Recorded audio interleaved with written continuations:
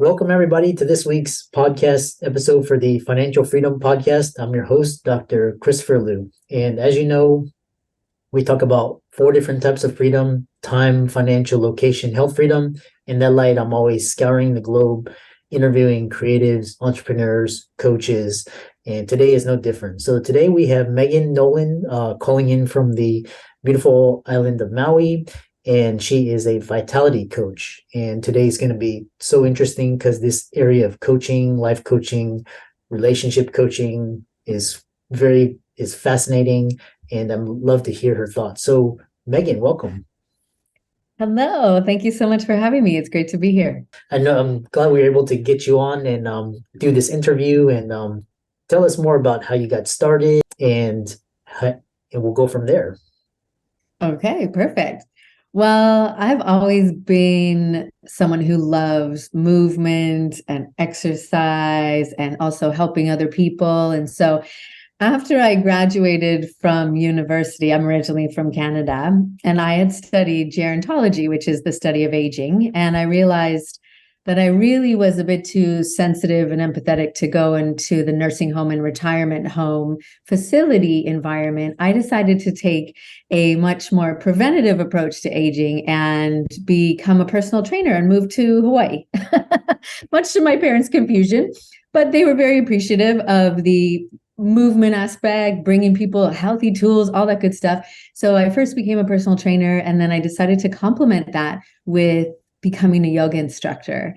And so I really love how those two worlds complement each other, because truly, in essence, everything is about our energy or our vitality, and complementing the strength and the cardiovascular benefits of exercise and movement with the postural awareness and the mindfulness of yoga to really help people to integrate that to truly naturally boost their vitality, boost their energy, so that they are feeling lit up, feeling energized, feeling happy authentically, so that they can go out and really share their magic with the world. And so that's the essence of the work that I do. And because of my own journey with being an entrepreneur, being somebody who's very passionate and being very creative, and also being challenged with anxiety and sadness in certain chapters of my life, really have become an advocate for helping people to create empowering morning routines, because I believe that that is foundational and truly the most effective way for us to achieve our health and wellness goals, is setting ourselves up with a powerful morning routine so that we not only give ourselves some love and attention first thing in the morning, but energize our body, activate our mind, all of that good stuff. So really, that's the essence of where I have come from and the work that I'm doing now. Interesting. I've always been fascinated because especially when I read about people saying how you carry your body creates different energy meridians, which we'll get into a little bit later. But for the average person, they listening to this, they're interested in morning routines. And tell us more about some of the things that you advocate for to start your day off right and have a good day. I love that. Thank you. Well, I'll start by saying, a question I get a lot is people ask, what is the best morning routine? And I kind of have a bit of a cheeky answer to that. And that is the one that you'll actually do and the one that you really enjoy. So there can be so many different facets to it, but I believe that there's three key components to having an empowering morning routine. And the first is beginning with the end in mind, which, Stephen Covey was classically quoted as saying, but really tapping into your vision, your goals for yourself, for your health, for your work, for your business, your family, your relationships, whatever that is for you. So expanding the vision, what that makes possible for yourself and the people you get to serve, and really connecting to the version of you that is living in that vision. So tapping into that higher self energy, that intuition, whatever word makes the most sense for you, so that you can begin to understand, in order for you to get there, there's certain qualities that you get to practice today. So maybe that's being consistent or positive or hopeful or happy, whatever that is. So tapping into those guiding light emotions and states of being that we can access and activate within ourselves now. And then the second pillar is to experience that now. So that's where the physical movement comes in. And so whatever movement you enjoy, for example, as I said earlier, I love yoga and exercise. Other people like walking, tai chi, dancing, whatever that is for you, using your physical body in a way that truly activates it. Because Side note, human beings are not designed to sit all day, yet we all do a whole lot of it. And it can be wreaking havoc on you. You may recognize some of the sneaky symptoms of sitting too much, or the ouchy slouchy posture, as I call it. And so it's very important to have movement in your body first thing in the morning, because not only does it activate those meridians that you were speaking about earlier, it energizes your muscles, it oxygenates your whole system, including your brain. So there's a lot of research that shows us that when we exercise, when we move our body first thing in the morning, it can very beneficially impact your productivity. Some research says up to 72%, which is really significant increase. But what it's doing is it's helping you to move into that strong and confident posture, out of that kind of weaker, slouched over posture, which can, of course, have an effect on your focus, your productivity, your ability to be patient and hopeful. Like when our posture is weak, it has all sorts of effects on us. So when we tap into that in the morning, when you're engaging your key core muscles, especially the ones on the back of your body, to help you to hold that strong posture, you have more energy and less tension all day. So first we have expand the vision, experience it now. So that's where you're moving your body, you're getting into your body, because that's where we get, insights and intuition from. And then finally, the last step in the morning routine is how can you decide in that moment, after you feel grounded, after you feel ready for the day, 3 little action steps that will move you towards that goal that you've set for yourself, so that you can begin to exhale this energy into your life. So those are some foundation. That was a very beautiful explanation. So why does sitting and this whole slouching, what is it doing so much to our bodies and minds? That's a great question. It has a lot of effects, and we can start with our body. So because the human body is designed to be up and moving, that keeps our blood flowing, our hormones help to stay balanced, all of those beautiful things. So when we sit down, everything slows down. The rate that you breathe at is affected, because the way that we breathe, the main breathing muscle is our diaphragm. But when we're sitting down and we're crouched over the keyboard, it doesn't expand and contract like it could and should be if you're in strong posture. So that means the backup muscles, which are in your neck and shoulders, which are already a little bit tired because they're having to hold up that beautiful head of yours, they kick in. And when we are taking short and shallow breaths, which are the ones that are happening when we breathe with those secondary muscles, it triggers stress in your body. So you may not feel particularly stressed, but you're breathing in a stressed breathing pattern. And so it's signaling to your brain more stress, which can cause a release of more cortisol, which can lead to more inflammation, more tension, more pain. So as we start to slow everything down, it can increase our blood pressure. It can cause more fatty acid accumulation in our blood. So it can have a whole negative ripple effect. Digestion and metabolism are affected because we're simply not moving as much. So that's the starting point for the body, which is not ideal. And then if you look at it from first that stress perspective, if we're breathing in that stress breathing pattern, then that can cause ripple effects into our hormones and into our sleep and into our ability to function and focus throughout the day. But then there's another layer to it that's quite interesting to look at, because of the intricate connection between mind and body, is called embodied physiology. So what that means, in terms that everyone might understand, is that your body and your mind are connected.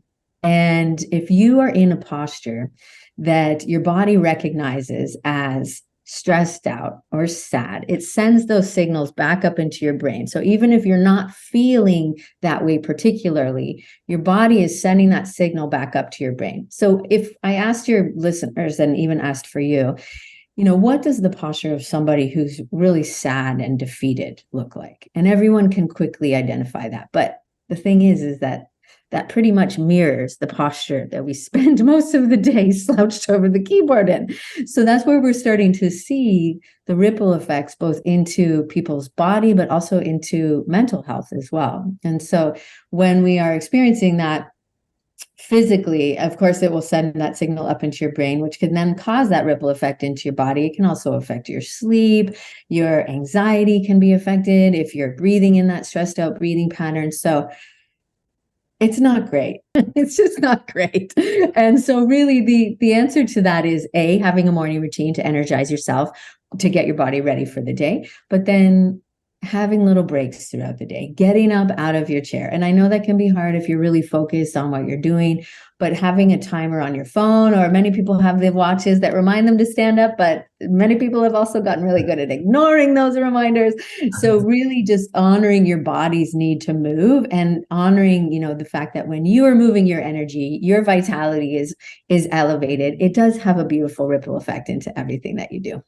It's interesting because I noticed that you don't even have to, if you go outside and the fresh air and walk 15-minute, 20-minute walk just during a lunch break, it does wonders. It kind of resets your body, especially morning walks as well, which is really interesting. People think you have to be very, very vigorous exercise, but it's just moving your body and getting it out of its this office state. So really interesting. The and I love this idea of the breath, like if you're like shallow breaths versus like deep, long breaths. So you also talk about the power of the pause and how to slow down to speed up.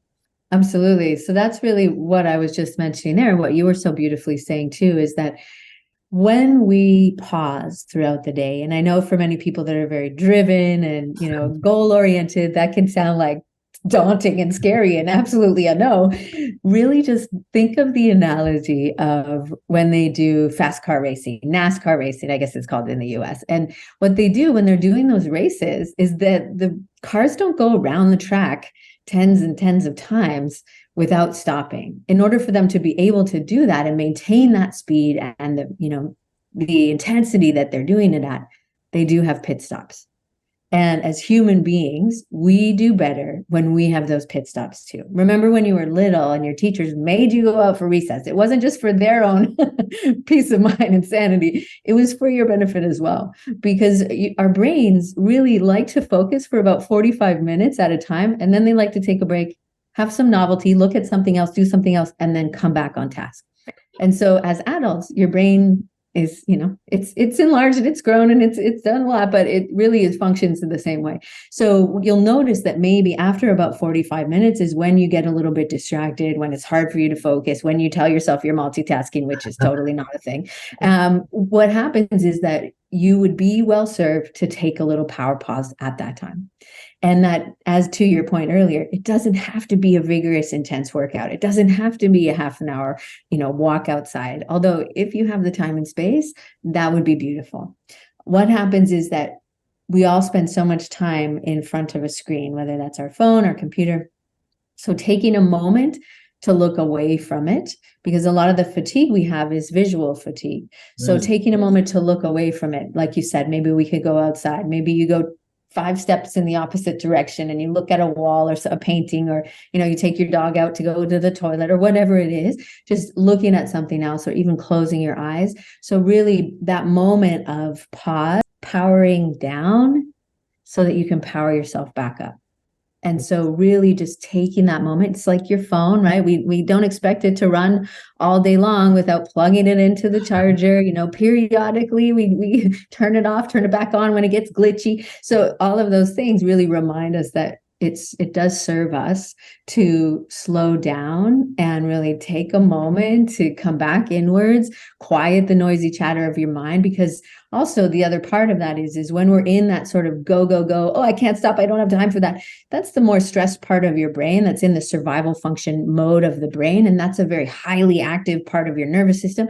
Whereas when you pause and when you breathe, or when you go outside or whatever it is, it shifts you into a more calm state. You regulate your breath. It activates higher functions in the brain, which is where your creativity and your imagination and your focus, all of that lives in a different part of your brain. And so when we power down to power up, it really does help you to access that inspiration. It really does help you to be more calm, more focused, more compassionate, more patient, all of those beautiful things that, of course, help you to connect to that big vision that, of course, will help you to achieve that more quickly. This is so I really love this idea of the body, the breath, movement, energy. It's all about energy. And one thing is we talk about you talk about the dark cloud of entrepreneurship, and then a conversation about mental health. I'm curious to hear your thoughts on that. Absolutely. And thank you for bringing that up. And I do really think that's something that I, as I mentioned earlier, have experienced myself. And as such, I'm very passionate about, because research again shows us that many entrepreneurs are very creative, very energetic, very inspired, very action oriented, go after it. But we all know that, there's always a yin and a yang, there's always a dark and a light. And so the opposite to that can be for many people, approximately 49% of entrepreneurs, the opposite side to that is anxiety, is depression, is ADHD, is ADD, is bipolar, is some combination of those. 49% of entrepreneurs. So that's a very significant amount. That's 1 in 2, right? And so that's, to me, is something that's not often spoken about, but many of us are dealing with. And when it comes to being able to navigate those chapters of your life, having the tools to ground yourself when you're feeling anxious, kind of caught in that whirlwind, or to begin to initiate movement and tapping back into your joy if you're feeling quite sad, because there's ups and downs to life, and especially to entrepreneurship, it's quite a roller coaster. So having these tools of the mind-body connection, of the health, the vitality, all of that, really to navigate those moments, to go back to be able to nourish yourself on every level, I believe is really essential for every human being, but especially entrepreneurs, because you have a vision, you have a mission, a soul in your soul and in your spirit. And I believe that you're here to do that. And of course, in order for you to do that, it's going to take having to navigate those moments. And these tools, I believe, are really, really powerful to help people to do that. Yeah. Very, very great conversation, and just how you eat the movement and body and the breath.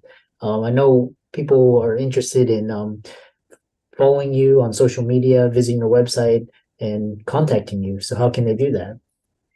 Absolutely. Well, I have a little gift for everybody, and that is my Energy Fix Blueprint. And so that is a tool set that you can use anytime to take that power pause, to be able to move your body, connect back in, tap into that inner peace and presence and power. And so you can go to giftfrommegan.com and grab that. And that's a great place for us to get connected. And then that way you can ask any questions that you might have about yoga or exercise or anything that we spoke about today, because we'll be connected by email. So that would be a great place to start.